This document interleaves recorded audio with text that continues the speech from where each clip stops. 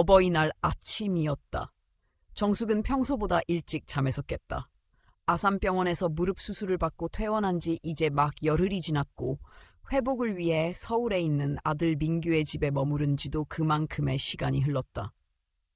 이 집은 원래 그녀가 젊었을 때 어렵게 장만해두었던 아파트였다. 언젠가 민규가 결혼하면 신혼집으로 쓰라고 물려준 곳이었다. 몇 년 전 기쁜 마음으로 아들의 이름으로 증여까지 마쳤다. 그때는 그것이 자연스럽고 옳은 일이라 믿었고 그저 가족이 행복하게 잘 살기만을 바랐다. 그러나 그 아침 정숙은 낯선 집에 잠시 머무는 손님처럼 느껴졌다. 더 이상 자신이 마련한 집이 아니었고 자신이 마련한 자리가 아니었다. 현관 쪽에서 문 열리는 소리가 들렸다. 곧이어 방 앞에 다가오는 인기척이 느껴졌고 잠시 뒤 문이 벌컥 열렸다. 아무런 인사도 없이 할인이 들어왔다. 말투는 간결했고 표정은 딱했다. 어머님, 오늘은 그냥 방에서 나오지 말아주세요. 저희 엄마 잠깐 오실 건데 서로 마주치면 불편하잖아요. 없는 듯이 계셔주시면 좋겠어요. 정숙은 아무 말도 하지 않았다. 말문이 막히기도 했고 뭔가를 말한다 해도 들리지 않을 거란 걸 잘 알았다. 대신 할인은 가방에서 흰색 봉투 하나를 꺼내 무심하게 내려놓았다. 어버이날이라 어머님 돈 쓰실 때도 없으실 것 같아서 조금 준비했어요. 말이 끝나기가 무섭게 할인 등을 돌리고 방을 나갔다.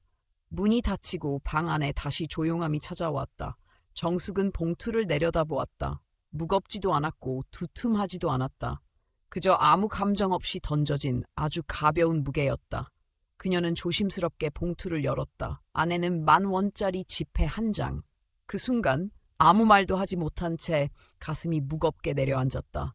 내 가치는 이제 10,000원인가? 평생 가족을 위해 살아왔다.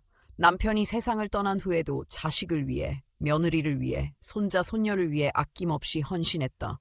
하지만 이 한 장의 지폐가 말해주는 것은 분명했다. 더 이상 존중받는 존재가 아니라는 것. 존재 자체가 불편한, 배려받지 않아도 되는 사람으로 취급되고 있다는 느낌이 들었다. 차라리 아무것도 주지 않았더라면 이렇게 모욕적이지는 않았을지도 모른다. 돈이 문제가 아니었다. 마음이었다. 마음이 다치면 아무리 작은 상처도 오래간다. 정숙은 방 안에 조용히 앉아 있었다. 그 방은 본래 자신의 손으로 마련했던 집의 일부였고 아들이 새로운 삶을 시작하길 바라는 마음으로 기꺼이 내어주었던 공간이었다. 하지만 그날따라 그 방은 문이 닫힌 작은 감옥 같았다. 나오지 말라는 말 한마디는 그녀를 완전히 고립시켰고 며느리의 말에는 조금의 따뜻함도 없었다. 존중도 애정도 없었다. 오히려 불편한 존재라는 인식만이 선명하게 드러났다. 그녀는 창문도 열지 않았다. 바깥이 얼마나 화창하든 거리의 소음이 얼마나 생동감 있든 그날 정숙에게는 아무런 위로도 되지 않았다. 어버이날. 아들이 출근 전 한마디만 해줬더라도 어머니 어버이날 축하드려요. 그 한마디만으로도 가슴이 덜 서러웠을 것이다. 하지만 아들은 그날따라 더 바쁜 듯 인사도 없이 현관문을 나섰다. 정숙은 자꾸만 지난 시간을 되새기게 되었다. 자신은 언제나 뒤에서 가족을 지탱하는 기둥이었다. 남편이 있었을 땐 둘이 함께했고 남편이 세상을 떠난 후엔 혼자서도 흔들리지 않으려 노렸다. 아들을 대학에 보내고 결혼시키고 새 가정을 꾸리도록 물심양면으로 도왔다. 그 모든 시간이 이 한 장의 지폐로 평가받는다는 사실이 서글펐다. 그녀는 아무도 없는 방 안에서 그저 앉아 있었다. 말하고 싶어도 말할 수 없었고 나가고 싶어도 나갈 수 없었다. 몸이 아프고 기운이 없다는 것도 있었지만 그보다 더 깊이 자리 잡은 건 내가 말하면 이상한 사람이 되는 건 아닐까 하는 두려움이었다. 아무도 나서서 들어주지 않을 때 침묵은 선택이 아니라 강요가 된다. 정숙은 어쩌면 처음으로 자신이 이 집에서 낯선 사람이라는 걸 절절히 느꼈다. 한때는 사랑으로 가득 찼던 가족의 공간이 이제는 예의만 남은 불편한 공존의 장이 되어버렸다. 며느리의 표정, 말투, 태도 속에는 같은 가족이라는 감정이 없었다.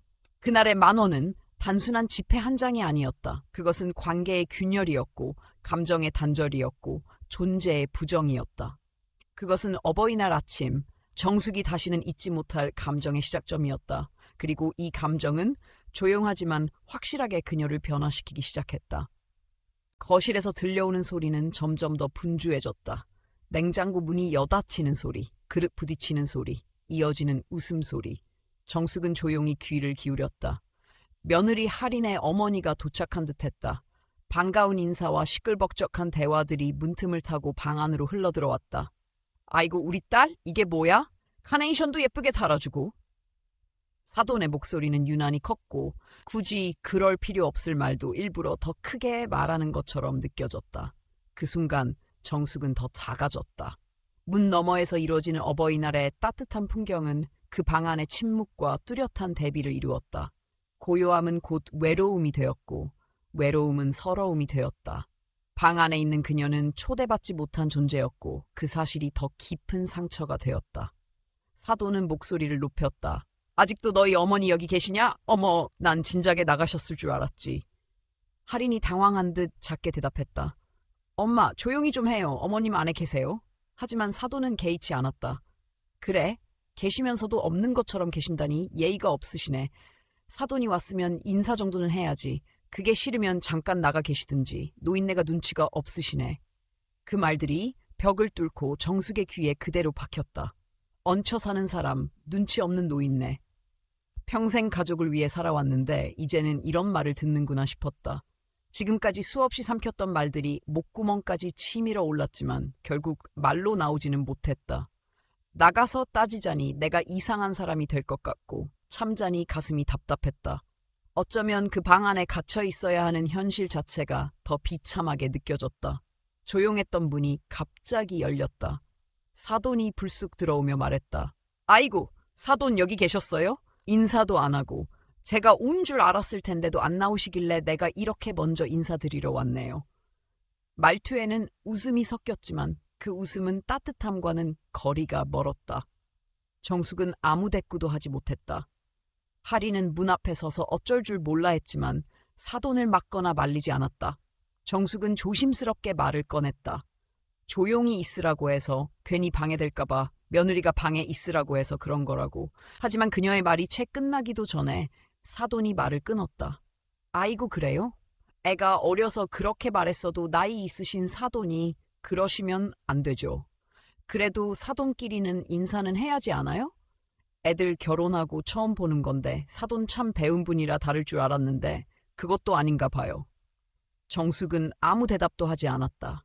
더 말을 하면 나까지 똑같이 몰상식한 사람이 될 것 같았고 괜히 소란만 커질까봐 입을 다물었다. 평소에도 사돈이 예의 없다는 얘기는 들어 알고 있었지만 직접 듣는 그 말들은 생각보다 훨씬 무례하고 모욕적이었다. 그렇게 한바탕 말을 쏟아낸 사돈은 아무렇지 않게 거실로 돌아갔다. 정숙은 혼자 남은 방 안에서 말 한마디 못하고 앉아있는 자신이 너무도 초라하게 느껴졌다. 거실에서는 여전히 사돈의 목소리가 크게 들려왔다. 아픈 사람 모신다는 게 여간 힘든 게 아니지. 너희 시어머니는 예민하셔서 더 힘들겠다. 오늘 어버이날인데 뭐 사줄 거니? 나 배고프다. 그 말들 하나하나가 벽 하나를 사이에 두고도 너무 생생하게 들려왔다. 정숙은 가슴이 답답했다. 나가서 뭐라고 말하고 싶은 마음이 굴뚝 같았지만 이 나이에 이 몸으로 그 자리에서 소리 지른들 무엇이 달라질까 싶었다. 그저 참았다. 참는 게 익숙했고 삼키는 것이 편했다. 사람은 밟히면 밟힐수록 더 작아진다더니 그 말이 맞았다. 그렇게 방 안에서 조용히 앉아있을 때 핸드폰이 울렸다. 딸, 지윤이었다. 엄마, 어버이날인데 어떻게 지내고 계세요? 오빠는요? 평소 같았으면 반가운 목소리였을 테지만 정숙은 쉽게 말을 꺼내지 못했다. 오빠는 출근했지. 잘 지내고 있어. 아무 일 없는 척 대답했다. 괜히 딸이 걱정할까봐 또 혹여나 남매 사이까지 틀어질까봐 그냥 둘러댔다. 하지만 딸은 눈치챘다. 엄마, 무슨 일 있었죠? 정숙은 아니라고 했지만 딸이 계속 다그치듯 물어오자 결국 참았던 이야기들이 번물 터지듯 쏟아져 나왔다. 10,000원짜리 봉투 얘기부터 방에서 나오지 말라는 말, 사돈의 말까지. 정숙은 천천히 그러나 솔직하게 말하기 시작했다. 딸은 분노했다. 엄마한테 그런 말을 했다고요? 세상에 그런 몰상식한 사람들이 다 있어요? 새언니는 도대체 뭐 하고 있었어요? 자기 엄마가 그런 소리 하면 본인이 막아야죠. 정숙은 입을 다물었다. 딸이 흥분하는 것도 이해했지만 이 모든 일이 가족을 갈라놓는 계기가 되는 건 원하지 않았다. 하지만 한편으로는 딸의 분노가 고마웠다. 누군가는 내 편이 되어준다는 느낌이 생각보다 큰 위로가 되었다. 그리고 그 순간 아직 아무에게도 말하지 못했던 핸드폰 속의 2개의 문자 메시지가 다시 떠올랐다. 그녀는 아직 모르는 딸에게 그 이야기도 곧 꺼내야 할 것 같았다. 너무도 길고 외로운 하루가 그렇게 지나가고 있었다. 정숙은 전화를 끊고 한참을 앉아 있었다. 딸에게 마음을 쏟아낸 건 처음이었다. 그동안 얼마나 많은 말을 삼켰는지 말로 꺼낸 순간 오히려 말 못한 것들까지 복받쳐 올라왔다. 그날 하루 종일 먹지도 않고 아무 생각 없이 멍하니 있었다. 해는 저물고 거실 쪽의 불빛이 꺼졌다 켜졌다를 반복하며 시간이 흘렀다. 밤 10시가 조금 넘은 시간이었다. 핸드폰 화면이 조용히 켜졌다. 국민카드 김정숙 고객님 650만 원 결제 완료. 프라임몰 안마의자. 그녀는 순간 화면을 잘못 본 줄 알았다. 다시 고개를 숙이고 확인했다. 몇 초 후 또 하나의 알림이 도착했다. 350만 원 결제 완료. 하나투어 일본 온천 패키지. 정숙은 손가락으로 천천히 문자를 위해서 아래로 내렸다. 2 거래 모두 같은 카드에서 이루어졌고 사용시간은 불과 몇 분 간격. 자신의 이름으로 된 체크카드였다. 약값과 병원비 결제용으로만 쓴다는 조건으로 며느리 할인에게 잠시 맡긴 카드. 허락 없이 이렇게 큰 돈이 결제되었다는 사실에 그녀는 순간 말문이 막혔다. 무엇보다 충격이었던 건 아무런 말도 듣지 못했다는 것이었다. 이 큰 돈을 대체 누구를 위해, 무엇 때문에 썼단 말인가? 심장이 조여드는 것 같았다. 무릎 수술로 힘든 시간 속에서도 참아온 자존심과 체면이 문자 몇 줄로 완전히 무너져 내렸다. 안마의자? 일본 온천 여행? 아무리 생각해도 정숙을 위한 소비일 리 없었다. 몇 번이고 다시 문자를 읽었다. 배송지, 예약자 이름, 사용 내역. 그녀는 알았다. 이 모든 것이 할인의 친정 가족을 위한 것이라는 것을. 그날 밤 정숙은 잠을 이루지 못했다. 천장을 바라보며 누워 이런저런 생각을 되풀이했다. 이걸 말해야 할까? 아니면 그냥 넘겨야 할까? 내가 지금 이렇게까지 무시당해도 되는 걸까? 분명 돈 때문은 아니었다. 그들이 자신을 어떻게 생각하고 있는지가 더 큰 문제였다. 사람 취급을 하지 않는다는 그 태도, 말하지 않아도 느껴지는 그 무시와 냉소. 그녀는 수없이 스스로를 다독였다. 이 나이에 괜히 소란 피워서 뭐하나. 그냥 조금만 더 참자. 그러나 시간이 지날수록 그 생각은 흐려졌다. 평생 참고 살아온 인생. 아무 말 없이 속으로만 넘긴 결과가 지금이었다. 이제는 뭔가 달라져야 한다는 생각이 들기 시작했다. 새벽 5시가 넘어서야 겨우 눈을 감았다. 깊은 잠은 아니었다. 몇 번이나 깨고 다시 자고를 반복하다가 아침이 밝았다. 평소와 다름없이 아들과 며느리는 출근 준비를 하고 있었다. 하리는 아무렇지 않은 얼굴로 간단히 인사를 하고 나갔다. 민규는 무릎이 좀 어떠냐고 형식적으로 묻고는 급히 집을 나섰다. 아무도 그날 밤 그녀에게 어떤 일이 있었는지, 어떤 문자를 받았는지 궁금해하지 않았다. 정숙은 그들이 떠나자마자 핸드폰을 들었다. 지윤에게 전화를 걸었다. 벨이 2번 울린 뒤 지윤이 받았다. 정숙은 아무 말 없이 핸드폰 화면을 딸에게 내밀었다. 이거 어젯밤에 왔어. 지윤은 조용히 화면을 넘겼다. 2개의 결제 문자, 핫 안마의자와 여행 패키지. 지윤은 곧장 사용 내역 조회 앱을 열고 카드 사용 내역을 살펴보기 시작했다. 배송지 이거 새언니 친정집이잖아. 예약자 이름도 다 그 집 식구들이네. 정숙은 말없이 고개를 끄덕였다. 모든 걸 알고 있었지만 아무에게도 말하지 못했다는 사실이 더 부끄럽고 서러웠다. 지윤은 분명하게 말했다. 엄마, 이 카드 병원비 때문에 맡긴 거잖아요? 어떻게 이런 짓을... 정숙은 조용히 대답했다. 맞아. 병원비 쓸 때만 쓰라고 했는데 나한텐 10,000원짜리 봉투 하나 주고 자기 친정엔 1,000만 원을 썼네. 지윤은 말이 없었다. 정숙도 더 말하지 않았다. 방 안엔 묵직한 정적이 흘렀다. 그리고 그 정적을 깨며 지윤이 말했다. 엄마, 작년에 아파트 증여한 거 다시 취소하는 게 어때요? 정숙은 당황했다. 이미 준 걸 어떻게 다시 가져와? 체면도 있고 말 꺼내는 것조차 창피한 일인데. 그녀는 망설이며 말했다. 사람들이 뭐라고 하겠니? 욕할지도 모르지. 하지만 지윤은 단호했다. 엄마, 이건 체면의 문제가 아니에요. 권리의 문제예요. 이렇게 당하고만 있을 순 없잖아요. 정숙은 아무 말도 하지 않았다. 하지만 그 말은 마음속 어딘가 깊은 곳을 찔렀다. 참고 살아온 시간들이 주마등처럼 스쳐갔다. 남편 떠난 뒤 홀로 자식 뒷바라지한 세월, 며느리를 딸처럼 아끼려 노력했던 시간들, 손주에게 웃어주던 순간들, 그 모든 게 이 순간 무시로 돌아오는 것이 맞는 걸까? 알아보는 건 괜찮겠지. 그냥 알아만 봐줘. 정숙의 목소리는 낮았지만 단단했다. 지윤은 고개를 끄덕이며 핸드폰을 꺼냈다. 지연아, 나 지윤이야. 엄마 일인데 증여 취소 가능한지 좀 물어보려고. 지연은 지윤의 고등학교 친구였고 현재 변호사로 일하고 있었다. 짧은 통화가 끝난 후 지윤이 돌아와 말했다. 엄마, 가능하대. 부양 안 한 것도 문제지만 카드 무단 사용은 명의 도용이라서 바로 절차 밟을 수 있대. 정숙은 아무 말 없이 핸드폰을 내려놓았다.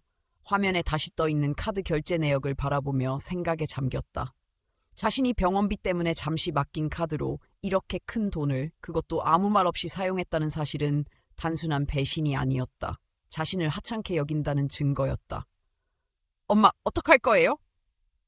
지윤의 물음에 정숙은 바로 대답하지 못했다. 자식에게 준 걸 다시 뺏는다는 것, 생각조차 해본 적 없었다. 하지만 이제는 달라졌다. 마음속 어딘가에서 아주 오래전부터 눌러왔던 감정이 서서히 고개를 들고 있었다. 정민이한테 전화해야겠다. 정숙은 조용히 말했다. 그리고 그 말은 그녀가 처음으로 자신의 권리를 찾아 나서는 첫걸음이었다. 정숙은 전화기 너머로 아들의 목소리를 들었다. 엄마? 무슨 일이에요? 짧고 평범한 인사말이었지만 정숙의 마음은 이미 복잡하게 엉켜 있었다. 망설임 없이 물었다. 정미야, 내 카드로 할인이가 안마의자랑 여행 예약한 거 알고 있었니? 잠시 침묵이 흘렀다. 그 짧은 정적이 오히려 모든 걸 말해주는 듯 했다. 정말이에요? 그건 처음 듣는 얘긴데 할인이한테 물어볼게요. 오늘 퇴근하고 바로 갈게요. 전화를 끊고도 한참을 멍하니 있었다. 이 집, 이 가족, 이 시간 모두 그녀에게 낯설게만 느껴졌다. 자신이 직접 마련하고 자신의 손으로 증여한 아파트. 그 집 안에서 자식과 며느리가 나누는 대화 속에 정숙은 철저히 배제되어 있었다. 누구도 그녀의 감정, 그녀의 권리, 그녀의 존재를 중요하게 여기지 않았다. 지윤이 다가와 조용히 손을 잡았다. 엄마, 이제 참지 마요. 오빠랑 새언니 너무했어요. 이건 그냥 넘기면 안 되는 일이에요. 그 말에 정숙은 마음이 뭉클하면서도 복잡했다. 한편으로는 고맙고 한편으로는 자신 때문에 남매 사이에 금이 가는 건 아닐까 걱정스러웠다. 그러나 이미 물은 엎질러졌고 다시 담을 수는 없었다. 정민이 퇴근하고 오면 얘기해보자. 그렇게 마음을 다잡은 순간 지윤이 조용히 휴대폰을 들었다. 저도 오빠한테 한마디 해야겠어요. 정숙은 놀랐지만 말리지 않았다. 지윤은 전화를 걸어 단호한 목소리로 말했다. 오빠, 나야. 지금 엄마랑 같이 있어. 엄마가 말 못한 게 더 있어. 어버이날에 10,000원짜리 봉투 하나 던져주고 방에서 나오지 말라고 했대. 근데 그 와중에 자기 친정엔 엄마 카드로 1,000,000원을 썼더라. 안마의자에 여행까지. 이걸 알고도 그냥 넘기면 오빠도 똑같은 사람이야. 통화를 마친 지윤은 눈빛이 흔들리지 않았다. 오빠랑 새언니 퇴근하면 바로 온대요. 그때 확실하게 얘기해요. 엄마, 이번엔 진짜 그냥 넘어가면 안 돼요. 정숙은 고개를 천천히 끄덕였다. 이제는 마음속에 쌓아둔 말들을 꺼낼 때였다. 더 이상은 참지 않기로 했다. 지윤은 짐가방을 정리하기 시작했다. 이미 서울에 올라올 때부터 마음의 준비는 되어 있었던 듯했다. 엄마, 집으로 돌아갈 준비예요. 병원 경과 조금만 더 보고 머무를 곳은 제가 알아봐 놓을게요. 정숙은 그 말에 더 이상 주저하지 않았다. 정윤이 곁에 있다는 것만으로도 마음이 든든해졌다. 저녁 무렵 현관문이 열리는 소리가 들렸다. 정민이었다. 얼굴에는 복잡한 감정이 담겨 있었고 평소와 다르게 곧장 방으로 들어왔다. 어머니, 정윤이가 말한 카드 내역 좀 볼 수 있을까요? 지윤이 말없이 핸드폰을 건네주었고 정민은 그 자리에서 조용히 내역을 확인했다. 그의 표정이 순식간에 굳어졌다.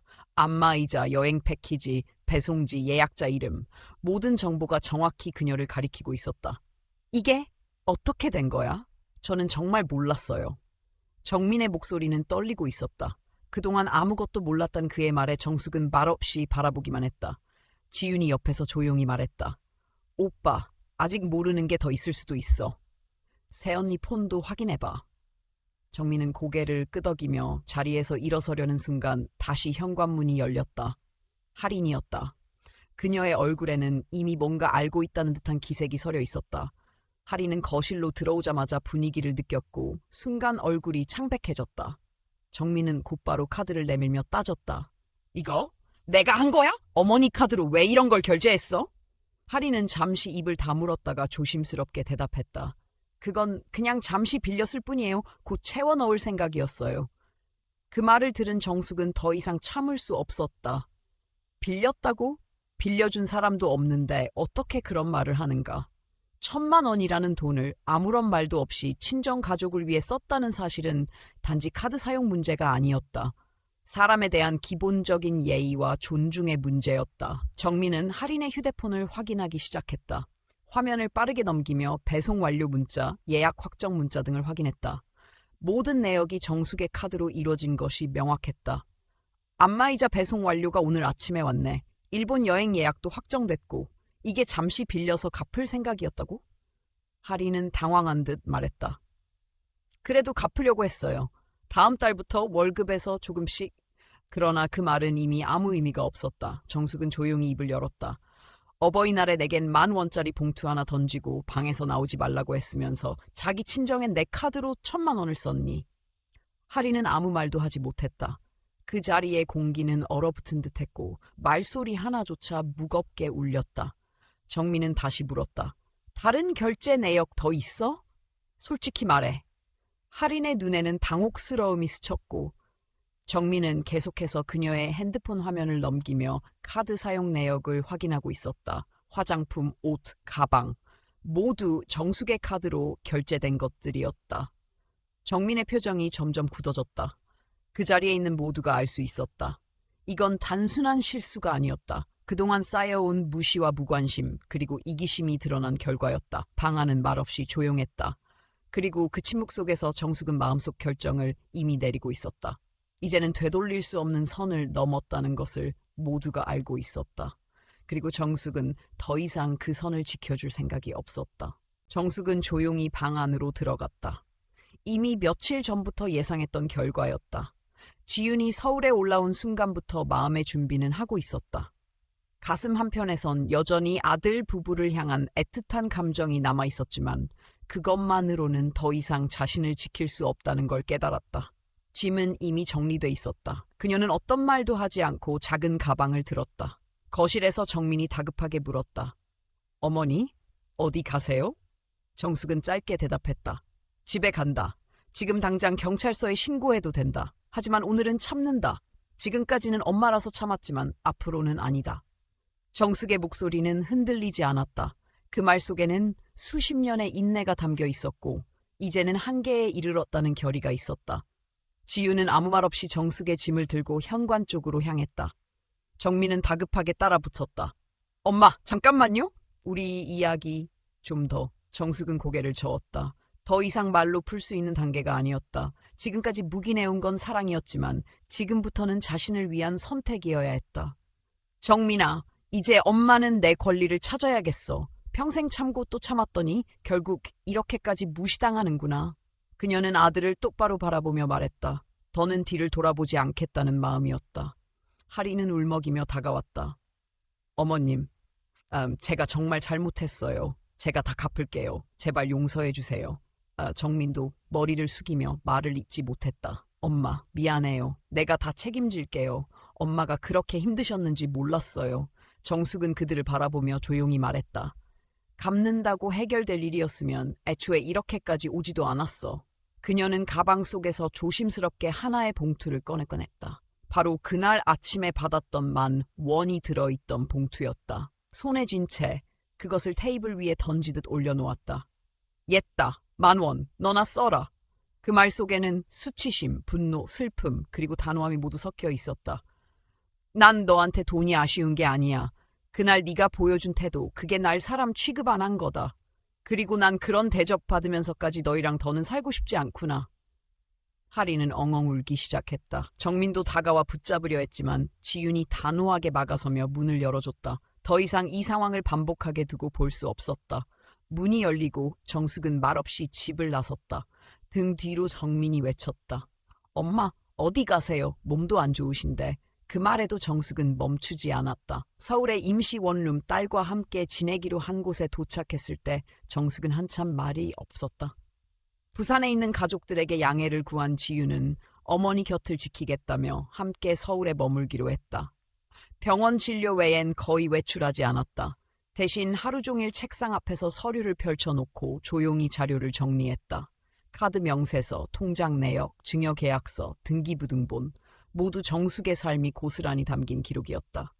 처음엔 막막했다. 하지만 평생 꼼꼼하게 기록하고 챙기는 습관 덕에 하나하나 정리해 나가는 과정은 생각보다 수월했다. 서류 하나하나가 이제는 그녀의 편이 되어주고 있었다. 엄마, 이거 새언니 친정 주소 맞죠? 응, 예약자 이름도 그 집 식구들이야. 지유는 엑셀 파일에 표를 만들어 정리했다. 딸의 손놀림은 익숙했고 그녀의 눈빛엔 책임감이 가득했다. 법무 관련 업무를 잠시 했던 경험 덕인지 필요한 자료를 하나하나 빠짐없이 챙겨나갔다. 이런 때 딸이 곁에 있다는 것이 얼마나 든든한지 새삼 실감하게 됐다. 하지만 무엇보다 큰 변화는 정숙 자신의 마음이었다. 평생 참고 살아왔던 자신이 이제는 내 권리를 찾아야겠다고 결심했다는 것. 그 결심 하나로 마음은 오히려 편안해졌다. 며칠 후 지윤의 친구 지연이 직접 원룸으로 찾아왔다. 청바지에 흰 셔츠를 입은 젊은 변호사였지만 눈빛만큼은 누구보다 단단해 보였다. 서류를 차례로 살펴본 그녀는 고개를 끄덕이며 말했다. 어머님, 이 정도면 증여 취소 가능성 충분합니다. 카드 무단 사용, 부양 태만, 증여 동기 악용, 전부 들어갑니다. 그 말을 듣는 순간 정숙의 마음 한편이 시원해지면서도 동시에 씁쓸했다. 애들 서울에 올라올까봐 미리 사둔 집이었다. 언젠가 손주들까지 오가며 따뜻한 공간이 되길 바랐던 곳. 그런데 결국 자신을 쫓아내는 수단이 될 줄은 몰랐다. 아들 정민에게서 수십 통의 전화가 왔다. 처음엔 받지 않았다. 나중엔 짧게만 통화했다. 엄마 어디 계세요? 돌아오세요? 할인도 문자로 용서를 빌었다. 하지만 정숙은 읽기만 했다. 한때는 화가 머리끝까지 올라 경찰에 바로 고소장을 제출하고 싶었지만 그것은 그녀의 방식이 아니었다. 차분하고 조용히, 그러나 확실하게 준비하고 싶었다. 그래야 후에도 혼란도 없을 테니까. 지윤과 지연은 함께 서류를 정리했다. 카드 무단 사용은 명백한 범죄 행위였고 방에서 나오지 말라는 말은 부양의 의무를 저버린 명확한 증거였다. 엄마, 보세요. 이 표에 다 정리했어요. 지윤이 만든 자료에는 그동안 새언니와 친정에 얼마나 많은 지원이 있었는지가 고스란히 담겨 있었다. 결혼식 비용, 신혼집 가전제품, 친정 아버지 병원비, 퍼준 것만 수천만 원. 그제야 정숙은 깨달았다. 자신이 얼마나 많이 줬는지, 그리고 그 결과가 얼마나 잔인했는지를.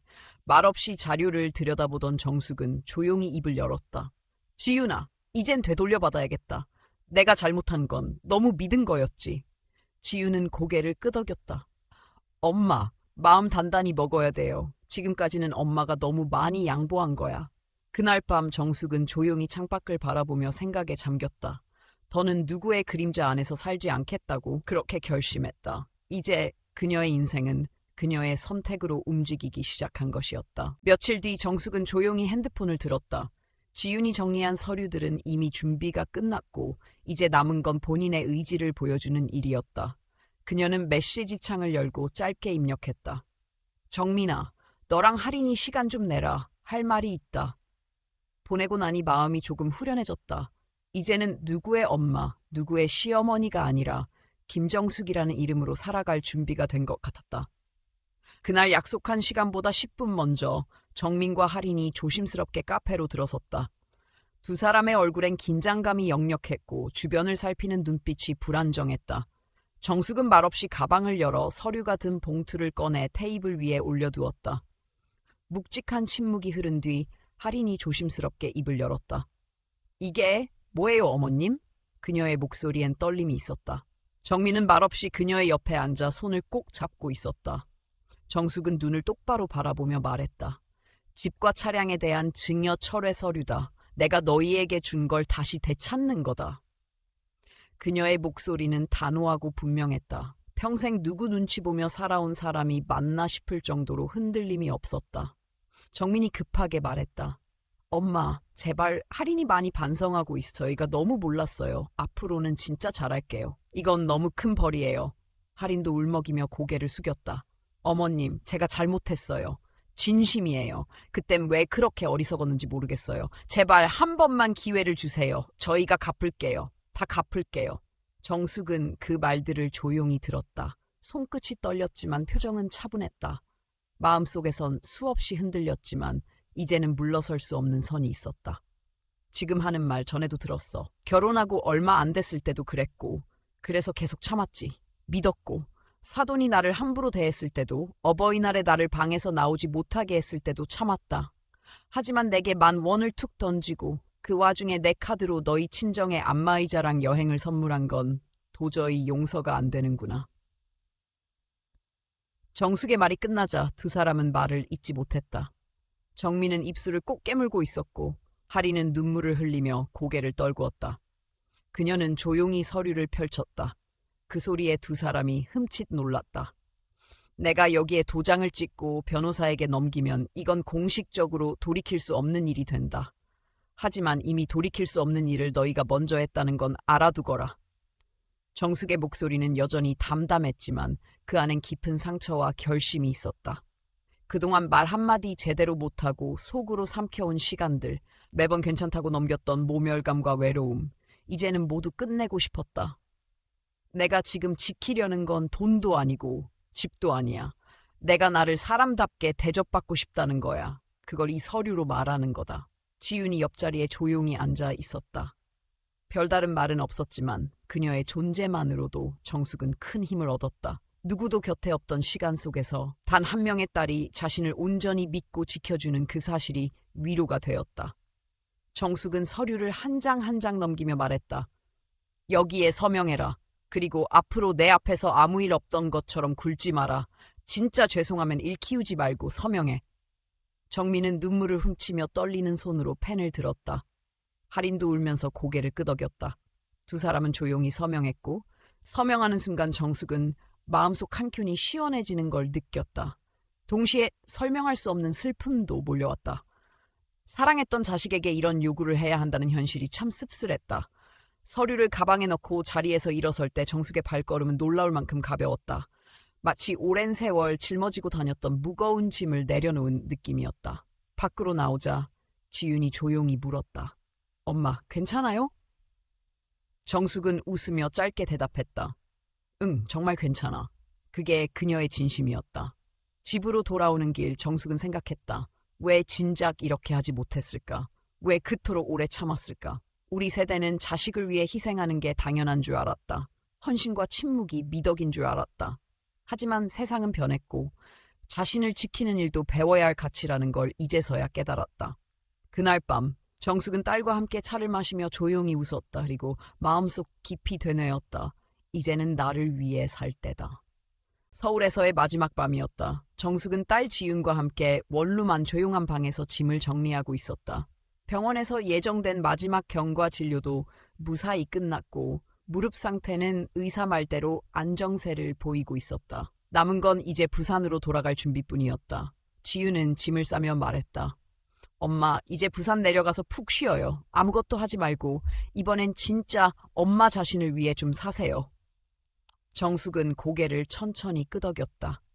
무릎보다 더 깊이 상처받은 건 마음이라는 걸 이제는 분명히 알고 있었다. 다음 날 기차는 조용히 플랫폼을 빠져나갔다.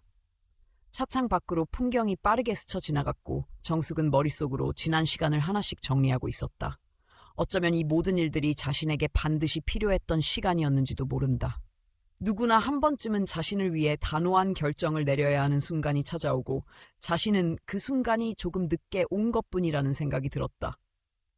부산역에 도착하자 지윤이 예약해둔 택시가 대기하고 있었다. 새롭게 구한 작은 원룸, 병원과도 가까운 거리였고 조용한 골목 안에 위치한 곳이었다. 처음엔 낯설었지만 창문 너머로 바닷바람이 스며드는 이 공간이 점점 마음에 들었다. 매일 아침 해가 뜨면 바다 쪽으로 천천히 걷는 것이 정숙의 새로운 일과가 되었다. 무릎에 무리가 가지 않게 조심하며 천천히 걷고 조용히 생각하고 때로는 멈춰서서 하늘을 바라보았다. 몸이 회복될수록 마음도 조금씩 가벼워졌다. 지우는 정숙을 위해 그림 수업도 신청해 주었다. 처음에는 망설였지만 막상 붓을 잡고 캔버스를 마주하니 오랜만에 가슴이 뛰었다. 매주 한 번 같은 또래 여성들과 함께 그림을 그리고 이야기하고 소소한 일상을 나누는 그 시간이 정숙에겐 새로운 활력이 되었다. 가끔 정민과 할인에게서 연락이 왔다. 전화도 있었고 문자도 있었다. 처음엔 죄송해요, 어머님이라는 말이었고 시간이 지나면서는 보고 싶어요, 뵙고 싶어요 라는 표현으로 바뀌었다. 하지만 정숙은 전화를 받지 않았고 문자도 읽기만 할 뿐 답장을 하지 않았다. 이제는 미움보다 담담함이 더 컸다. 더 이상 분노도 원망도 아니었다. 다만 거리를 두는 것이 자신을 지키는 유일한 방법이라는 것을 알게 되었기 때문이다. 증여받은 아파트는 다시 정숙의 이름으로 돌아왔다. 지연 변호사와 함께 정리한 법적 절차는 생각보다 빠르게 진행되었고 할인이 무단으로 사용한 카드 금액도 일정 분할로 변제되기 시작했다.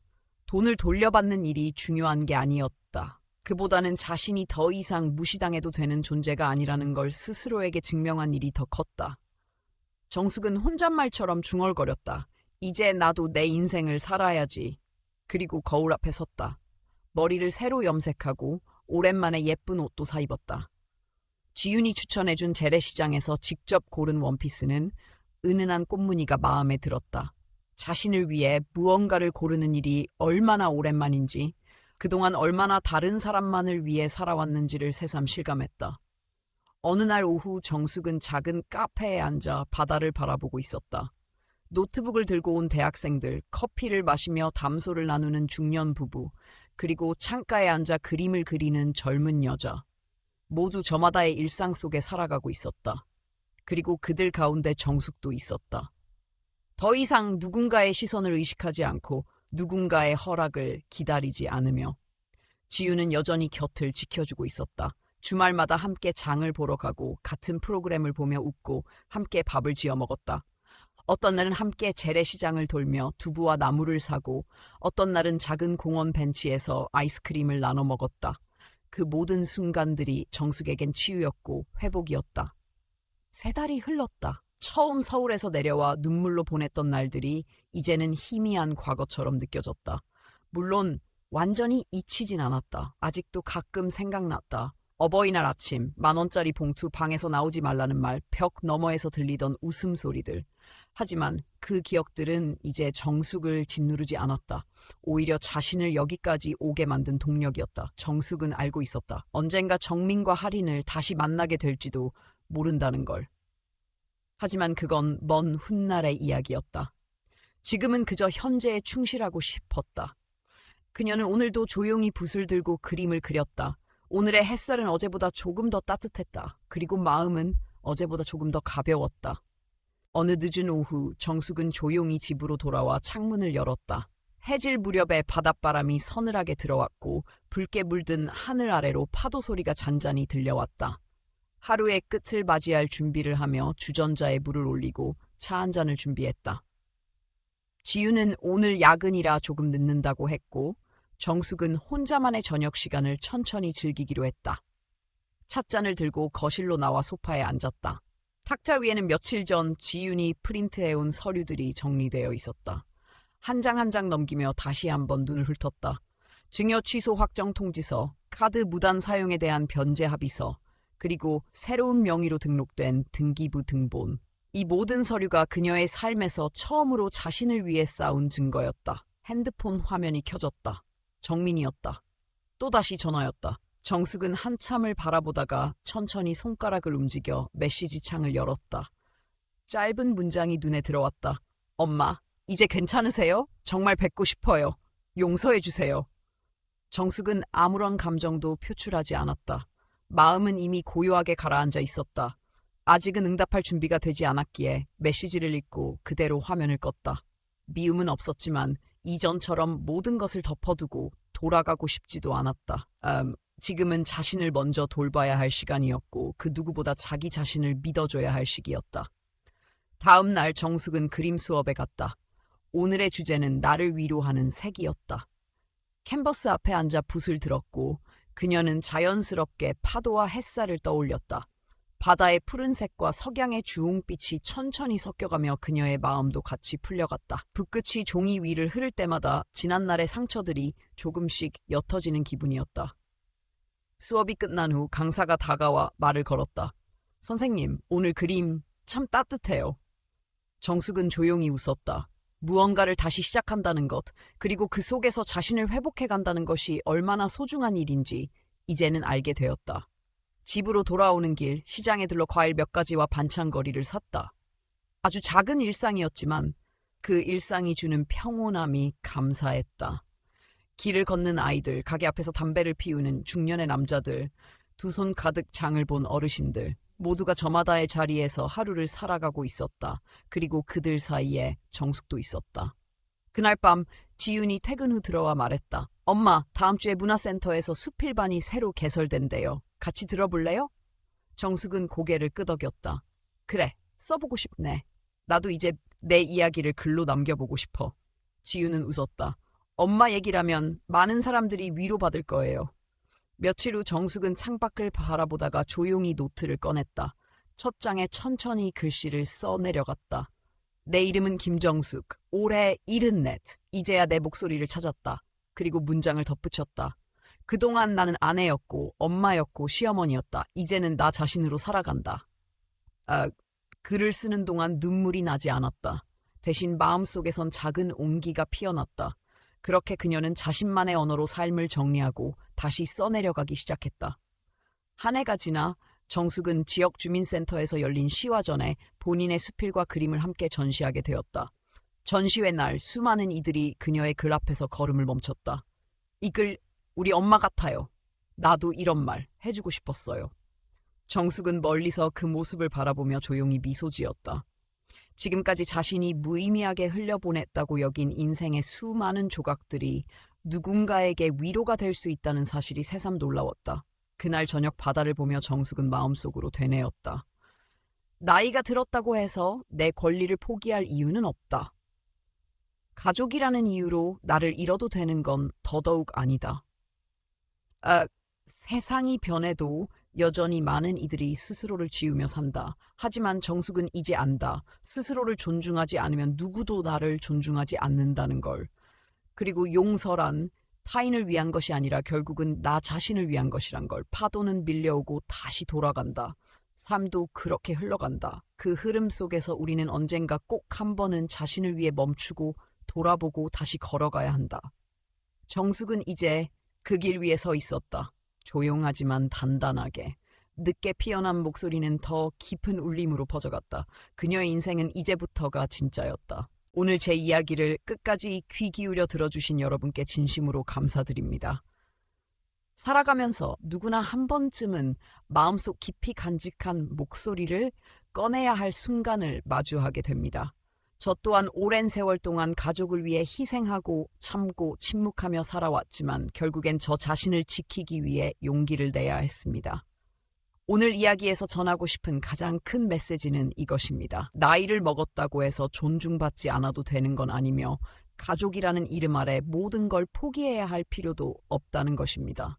우리는 누구나 소중한 존재이고 자신의 삶을 스스로 선택하고 지킬 권리가 있다는 사실을 잊지 않으셨으면 합니다. 이 이야기가 여러분의 마음에 작은 울림이 되었길 바라며 혹시 주위에 이와 비슷한 상황을 겪는 분들이 있다면 오늘의 이야기가 위로가 되었으면 좋겠습니다. 저희 채널을 응원해 주시고 싶으시다면 아래에 좋아요 한번 눌러주시고 여러분의 생각이나 느낀 점을 댓글로 남겨주세요. 그리고 구독 버튼을 눌러주시면 앞으로도 더 많은 이야기를 함께 나눌 수 있습니다. 다시 한번 소중한 시간을 내어주셔서 감사드립니다. 여러분의 삶에도 따뜻한 변화와 용기가 함께하길 진심으로 기원합니다.